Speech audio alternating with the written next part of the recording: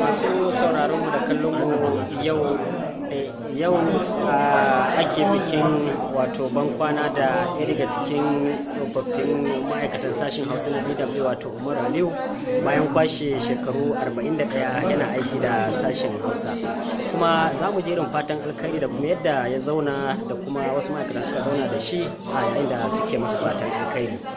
To za mu ji sunana Muhammad Awal Balarabe, ɗaya ne daga cikin ma'aikatan nan sashen Hausa na gidan rediyon Deutsche Welle. Idan ana maganar Umaru Aliyu a nan sashen Hausa na Deutsche Welle, tamkar dai kudin bauna ne, saboda haka ba a haɗa shi da kowa, imma a wajen daɗewa ne don kusan dukkan gidan rediyon Deutsche Welle gaba ɗaya ba wanda ya kai shekaru 41 har da watanni yana wannan aiki. Sannan kuma idan aka haɗa ma ga gaba ɗayan tasoshin ƙetare da ke watsawa cikin harshen Hausa, ba wani ma'aikaci da ya shafe shekaru ɗaya bayan ɗaya har 40 da wani abu yana wannan aiki.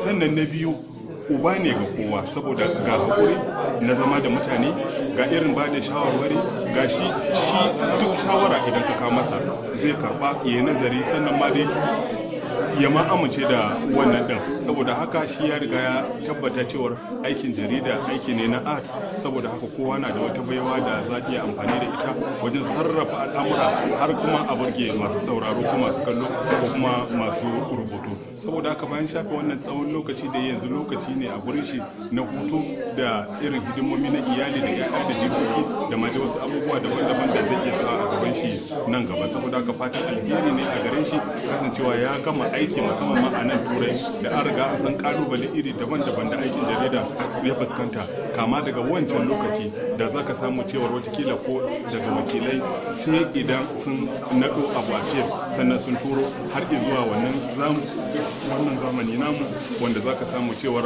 kusan dai kowa ga intanet ga irin kafofin sadarwa na zamani da sauransu da sun zo sun bunƙasa wannan aiki. Saboda haka wannan babban kalubale ne a gare shi, amma kuma iya abin na har ya magance su ya zama yana tafiya daidai da zamani.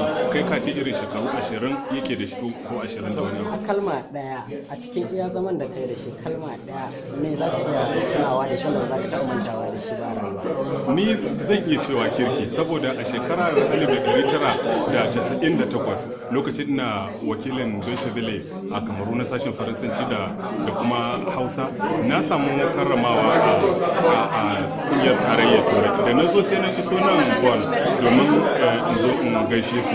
Abinda da na zo shi ne ya ɗauke ni ya kai shi gidan shi, alhali ba mu yi haka da shi ba a gurin shi ya kamata ma in sauka ba. Aka yi mini kuma 19 ta arziki, na ci na sha, ina ala maimaita, na sakata kuma na kokara. Wannan abu na tabbata cewa ba zan taɓa mantawa da shi ba, ya kasance ma abin koyi ne a gare ni, na ganin cewa duk mutumin ma da ya zo misali nan Turai baya ga kalubale na yanayi da zamantakewa da sauransu da ke fuskanta, abu ne da ya kamata ni din ma in taimaka masa domin kada ya sha wuya kamar yadda na ga suke can wahala.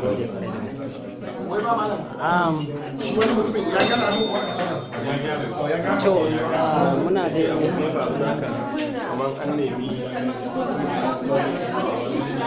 malam kai mana fatan alkhairi ne kawai ga shi, kawai fatan alkhairi ne kawai za ka yi mana ga shi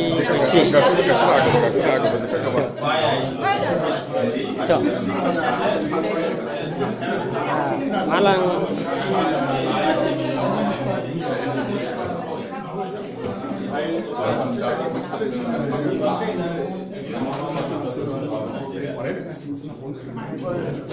malam za mu so kai mana wato takaitaccen bayani a cikin minti zuwa 2 akan abin da ba za ka taɓa mantawa da shi ba, da iya zamantakewar ka da wanda muke zama da shi. Wato a matsayina wanda yanzu haka kusan shekara 10 tare da Umaru Aliyu, zan iya cewa na ga abubuwa da yawa da ba zan manta ba a wajen shi. Wato abu ɗaya dai da zan iya cewa a wajen Umaru Aliyu shine babu lokacin da za ka same shi yana ko me ake yi, za ka ga zaman yau da gobe da mutane daban-daban, amma ga Umaru Aliyu a cikin shekaru goma ban taɓa shiga ofis ɗinsa in same shi a ce yau yana cikin fushi. Saboda haka duk abin da ya faru in ya faru iya lokacin da aka gama shi za ka ga Umaru Aliyu ya kare, kuma kusan ko kuna cikin wani abu da ya ɓata muku rai to zai kawo muku wani abu na ban dariya da za ka ga ya sa taron ma ko da ma ba a jin wani nishaɗi sai ka ga ya taso da taron. Don haka wannan yana daga cikin abin da nake tunawa da shi, bai da riko, sannan kuma koyaushe za ka samu bai damu da wani abin da wani ofishi yake ko kuma wani wanda yake, kuma ko dare ko rana ka samu Umaru Aliyu ban taba zuwa nemi taimako ya ce min yana cikin aiki ba, duk da cewa za ka ga wasu ayyuka kamar rahoton da yake yi a shirin labarin wasanni na ranar Laraba ne da rana yake zuwa, amma ko a lokacin da ka samu Umaru Aliyu zai iya barin abin da yake yi ya zo ya taimaka maka. Wannan yana daga cikin abin da ni kaina zan iya cewa a waje na abin da nake tunawa da shi kenan. Duk lokacin da ka je wajen shi yana shirye ya zo ya taimaka maka kowane irin tallafi kake bukata. Madalla Usman ne kenan, kuma fatan alkhairi ne muke ta ji ga sauran abokan aiki, kuma yanzu Malam Ahmad Salisu za mu soka mana bayani akan watakila abin da ba za ka manta da shi ba ya zamantakewarka da Umaru Aliyu da ake bankwana da shi a yau.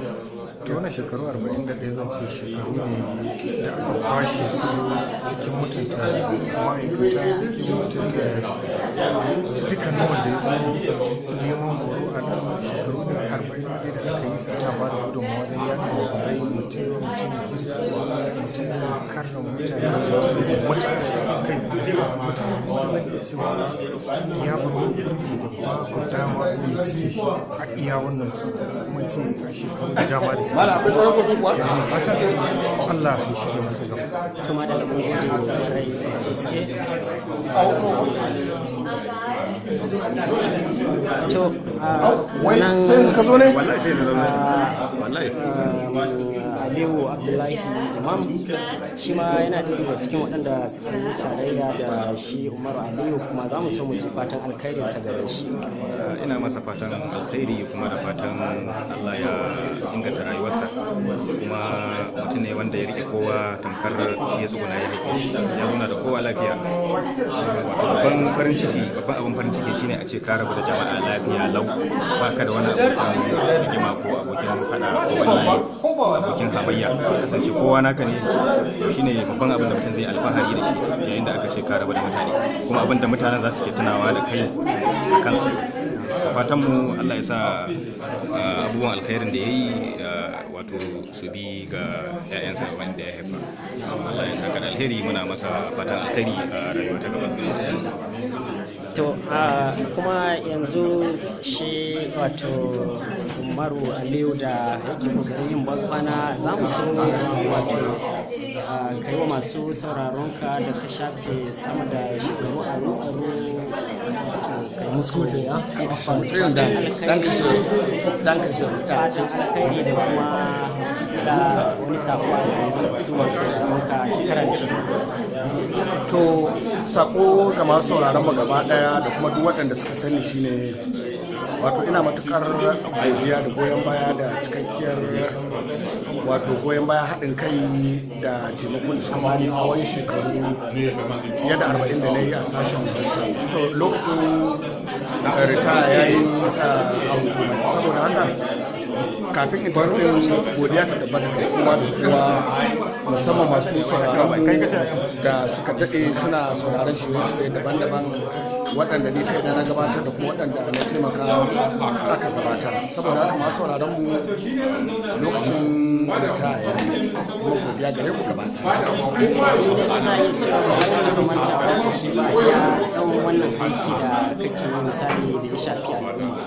to akwai abubuwa masu tarin yawa waɗanda ake iya cewar ba zan manta da su ko kuma a kowane lokaci nake iya tunawa da su.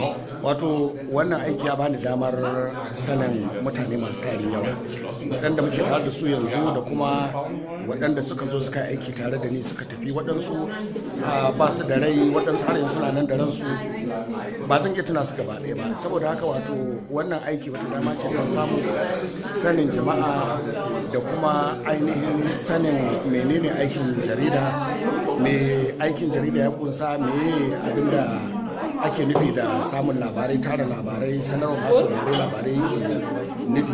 To saboda haka waɗannan abubuwa ne waɗanda dole ne mutum ya tuna da su. To amma musamman hulɗa da masu sauraro yana da matukar muhimmanci, kuma ina fata masu sauraro mu ko da suke bana sashen Hausa yanzu, amma za su ci gaba da goyon bayan shirye-shiryen sashen Hausa ɗin kamar yadda suka yi ko kamar yadda suke cikin yi a daidai lokacin da muke nan da kuma yadda za su gaba da yi. To muna maka fatan alheri, ya Allah ubangiji ya sanya albarka. To ni ma ina muku fatan alheri gaba ɗaya.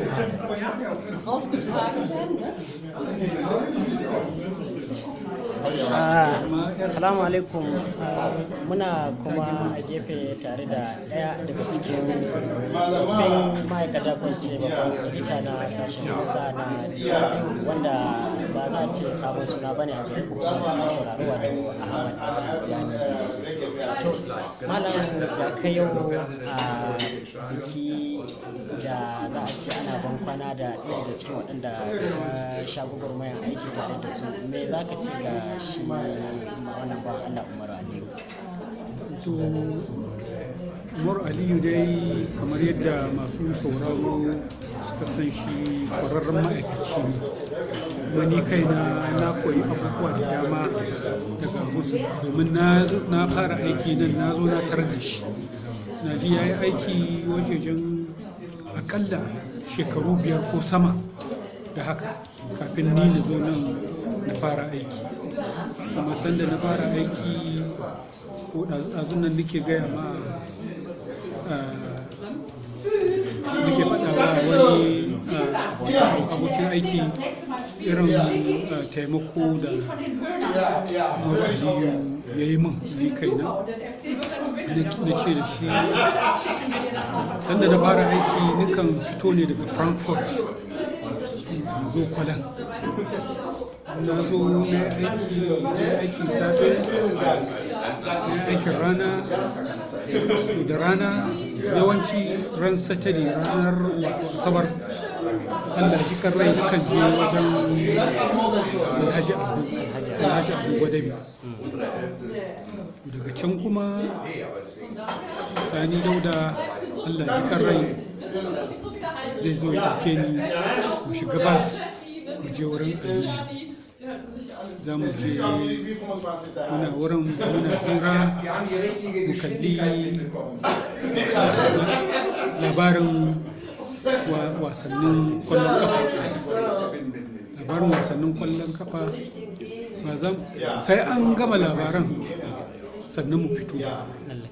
So ina koro ka sannan sai mu kwaso juna mu zo Deutsche Welle, kaga sai ya saura kamar minti 10 ko 15 a shiga labarai, sai mu raba nan da nan sai a buge mutu minti 10 an gama labarai sai je kaga wannan babban taimako ne gare ni. Aka kuma na yi masa abun nan koridin, abin da ake kira koridin duniya ina labari shekara da shekaru. Ina ji na yi sama da shekaru 5 ne ke masa koridin, haka shi ma ya min koridin sama da shekaru 5 ko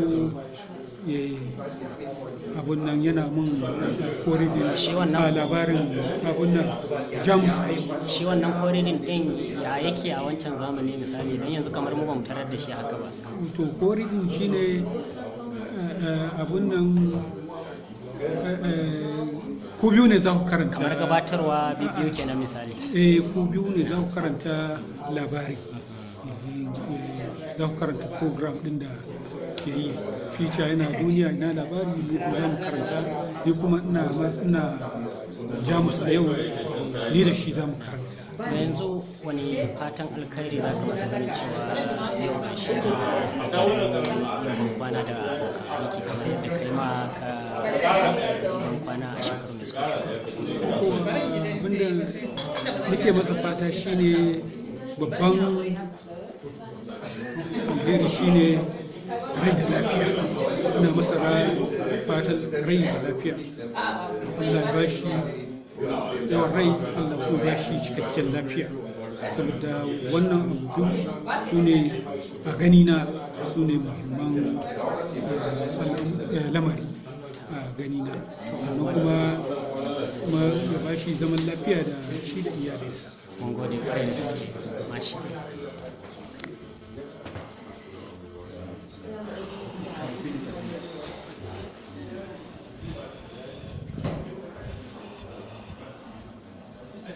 bayani ne bai iya ba amma kowa ya fahimci abin da shi kenan ka gama zancen sharrin dan adam kawai shi ce daidai abin da ka faɗa nan wannan kawai zamu ji exactly wallahi kenan amma in dai kai abin nan ka riga ka san cewa ga abin da yake nufi a bari ka zan jan wanke mai wannan miyan kafin nan saka da sa akwai saura bulu daya mai farin marfi To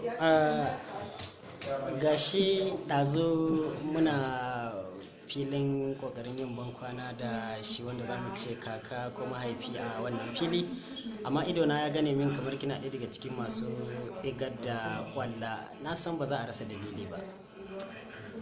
dalili shine akwai kalma ɗaya da ya yi ta bankwana da ya ce dole ya tafi duk da cewa baya son tafiya.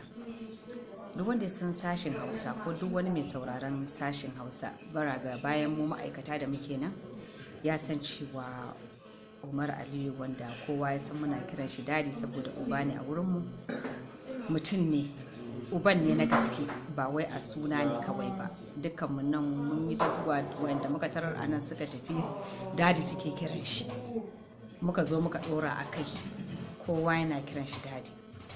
Uba ne kuma ya cancanci wannan suna saboda mutum ne mai karamci, mutum ne mai sanin ya kamata, mutum ne wanda ke tsayawa tsayin daka domin tabbatar da gaskiyar dukkan mu anan, abinda mu ba za mu iya faɗa ba wataƙila saboda batutuwa na aiki da ganin cewa kai kana ƙasa wani na sama, ko kuma saboda shugabanni zai tsaya tsayin daka ya neman mana 'yancin mu, ya yi magana, shugaba ya yi magana ya ƙalubalance shi. Ai kaga ya wuce misalin ma shugabanmu, uba ne akan mu.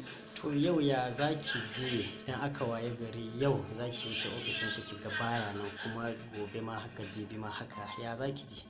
Abin da na tuna kenan Abdulrahim, mutumin na yana nan a tsaye, ka saba za ka zo, in ka zo ko kana so ko baka so dole ka biya ofis shi don darajawa da girmamawa irin tamu, ka leƙa wurin shi ka ce dadi ina kwana, an tashi lafiya, ya ka baro gida, ya ka baro su mama.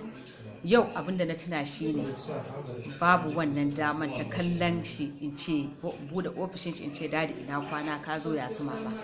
Babu wannan, mutumin nan ba mutuwaye ba rashin lafiya yake da ita ba, amma a ce yau za a waye gari ka saba ganin shi shekara da shekaru, idan bai shigo ofis ba ka san cewa yana off ne, zai shigo ko gobe, ko kuma akwai dalilin da yasa bai shigo ofis ba. Amma yau ka tuna cewa ba za ka sake ganin shi a matsayin ma'aikaci a nan ba, a matsayin abokin aiki da ka saba zama da shi ba, wanda za ka tashi ko ka buga waya daga teburinka ka ce mishi dadi kaza da kaza, zai ce malama zo kaza da kaza, ko kuma ka ce dadi ina da damuwa kaza da kaza, a take zai ce maka to in ba zai maka solving wannan damuwan ba zai baka shawarwari da me ya kamata ka yi. To yau babu shi yasa ran da aka fara shirye-shiryen cewa zai yi ritaya sai na ce mun zama marayu a sashen Hausa. Mun zama marayu, abinda nake nufi da mun zama marayu yanzu kowa sai dai ya tsaya tsayin daka da kafarsa ya fuskanci abinda karka yi tunanin cewa akwai wanda za ka je ka tsaya kana kallon shi kallon uba ya saurare ka, da ya aje nashi aiki ya saurare ka. Ko shakka babu akwai wannan sauraron, amma duk ba daban bane. Dadi ne, dadi uba ne a gare mu, ba wai batun ofis ko wani abu. Duk wata matsala da ta dame mu za mu je mu same shi, mu ba shi shawara, ko a ofis ko a gida, a duk inda ka same shi zai saurare ka. To mutane ɗaiɗaiku ne za su baka wannan lokaci nasu su saurare ka akan matsalolinka ko kuma wani abin da ya shafe ka da kake neman shawara. Shi yasa na ce yau mun zama marayu a sashen Hausa. To wani fata kike masa daga ƙarshe? To ina yi wa dadi fatan alheri a duk inda ya tsinci kanshi. Ba abu mai sauki bane mutum ya shekaru 41 yana aiki a wuri ɗaya, mutane na jin shi, sannan yau a waye gari babu shi. a kowace rana yana tashi ya zo aiki har tsawon shekaru 41 sai ya waye gari yau zai tashi a gidansa a aiki. Ni ba ni da abin da zan faɗa sai dai in ce ina yi wa dadi fatan alheri. Allah ya taimake shi, Allah ya kare shi, Allah ya sa aikin da ya yi a Deutsche Welle shekaru 41 nan ya zamanto mai amfani, ba wai a nan ba, mai amfani ga al'ummar Najeriya, ba wai daga inda ya fito bai zamanto abin da zai iya sa wani abu da zai yi dai wani abin da zai taimaka wajen taimakawa al'umma baki daya, ta yadda wannan shekaru da ya zai yi tasiri a rayuwarsa baki daya da mako bayan shi. Ina mai fatan alheri. To mun gode kwarai. Na gode Abdulrahim. kuma kai ba zai iya kai ba. A ni? Yusuf, na san kana aiki a kalma ɗaya ka yi wa dadi fatan alkhairi, ganin yau kana ɗaya daga cikin waɗanda suka shaida yin masa ban kwana. To gaskiya ne Ibrahim Hassan, kamar yadda ka ji duka mutane suna ta faɗi, wannan rana ce ta farin ciki ga shi Umar Aliyu dadi kenan namu, kasancewar ya yi aiki ya gama lami lafiya cikin ƙoshin lafiya cikin kwanciyar hankali, ya gama aikinsa wanda tafiya ce ba ta yau ba ta kwana ɗaya ba ta kwana biyu ba ko kwana 40, shekara sama da 40 ana wannan gwagwarmaya, kuma Allah cikin ikonsa ya lamunce masa wannan baiwa. In ka ga dadi ba za ka ce ya kwashi waɗannan shekarun yana wannan aiki ba, a irin yanayin yadda muke kallon aiki irin na aikin jarida, wanda aiki ne na kowace rana da irin kalubalen da yake zuwa da shi. Saboda haka mune wa Umar Aliyu fatan alkhairi, kuma alkhairan da ya shuka a rayuwarsa da ya ɗauki kowa da kowa, ma'aikatan sashen Hausa na Deutsche Welle da ma waɗanda suke na nan a nan Jamus da wanda suke a waje da ma na wasu kafafen yada labaran, ya ɗauke su dukkaninsu a matsayin 'ya'yansa. Allah ya saka masa da alheri, kuma mune masa kyakkyawan fatan alkhairi a rayuwarsa ta duniya da lahira. To madalla. Malama cewa Umaru Aliyu fatan alkhairi tun da kima kin yi aiki da shi.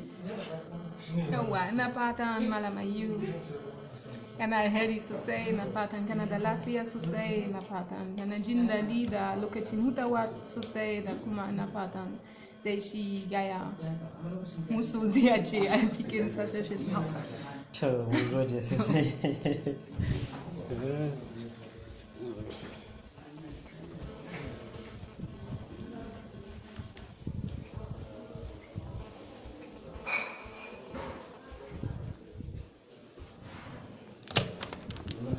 Anan kai ke labarai? Okay. To Gazali Abdu Tasawa yana ɗaya daga cikin waɗanda suka shafe sama da shekaru da dama suna aiki da Umaru Aliyu. Za mu ji fatan alkhairi gare sa a yau da yake ban kwana. To lalle wannan rana zan iya cewa rana ce mai cike da tarihi gare mu kanmu barantana shi Umar Aliyu, mutum da aka ce ya kwashe shekaru 45 ko 41 yana aiki a wannan wuri da muka zo muke da yan kwarorin shekaru ba, abinda zamu shi fata Allah ya sa wato wannan tafiyar zama ya mishi alheri, Allah sa kuma gaban shi ta kasance mai kyau, Allah ya bashi zaman lafiya a yanzu da yake da wadataccen lokaci na saduwa na zama tare da iyalin shi. Allah ya bashi zaman lafiya, Allah kuma mu ya kai mu damshin shi, da fatan Allah ya kama karshen zamu kawo karshen wannan aiki namu lami lafiya kamar yadda shi Umar Aliyu ya gudanar da shi lami lafiya. Abu guda daya wanda idan ka kyafta ido za ka rika tunawa da Umaru Aliyu Gazali. Ai ka san Umaru Aliyu, wato idan dai kana aiki a sashen Hausa ko kuma kana sauraron radiyon tashar DW, Allah ya yi mishi wata baiwa wadda wato hatta yadda yake faɗin kalmomi irin yadda malam Bahaushe ke faɗi, idan ya faɗi a cikin wato muryarsa da cikin tsarin yadda yake faɗi zaka ji ya sha bambam daidai da a cewa Najeriya ko kuma a ce Afirka. Zaka ci idan Umar Aliyu ya faɗe ta sha bamban da duk yadda wani malam Bahaushe ke faɗi, sai ka ji wani abu a cikin zai kuma in kai kokarin ka kwaikwayo shi wallahi ba za ka iya ba. Bai wace ko Allah ya ina ai ka kwatanta, ai ba iya kwatance, ka san suka ce kwatance ba ma magiyar gama sai ga wayanta ga na baduku. Dan haka ina ga wallahi wannan dai bai wace da Allah ya bashi, kuma dama ka san Allah na ba ko irin shi. Sannan magana ta bi ita ce game da abin da ya shafi labarin wasanni. Tun kafin in fara aikin tashar DW labarin wasanni na Umar Aliyu yana ɗaya daga cikin shirye-shiryen da na fi mayar da hankali ba na bari su wuce ni to na Umar Aliyu da yake a tashar DW har gashi Allah ya kana a wannan wuri. To ba zan manta na ce maka duk lokacin da yake labarin ban taba jin wani dan jarida ba na wata kafar yada labarai ta Hausa da ke da salo da hikima irin ta iya bada labarin wasanni kamar yadda Umar Aliyu yake bayar da shi. Don haka ba abin da zamu cewa sai dai godiyar Allah da fata mu ma Allah ya bamu gwargwadon ta mai hikima. To amin amin. To malama wani fatan alkhairi kike da shi ga Umaru Aliyu ganin yau yana ban kwana da abokan aiki? To Abdulrahim, fatan alheri dai shine Allah ya sa wato ya samu ingantacciyar rayuwa kamar wacce a iya ce a yanzu ma a cike yake, to Allah ubangiji ya ninka masa, saboda kamar mu da bamu daɗe da zuwa ba ya karɓi mu hannu biyu, ya jure abubuwa da dama wajen koya mana aiki. Gaskiya dadi kamar yadda muka fi kiransa da shi a iya cewa uba ne ga dukkaninmu gabaki ɗaya, ko mutum ne mai haƙuri da iya mu'amala da mutane. Allah ubangiji ya ƙara masa wasu shekarun a gaba da suka fi wannan, da lafiya da kuma ƙoƙarin da aka san shi da shi.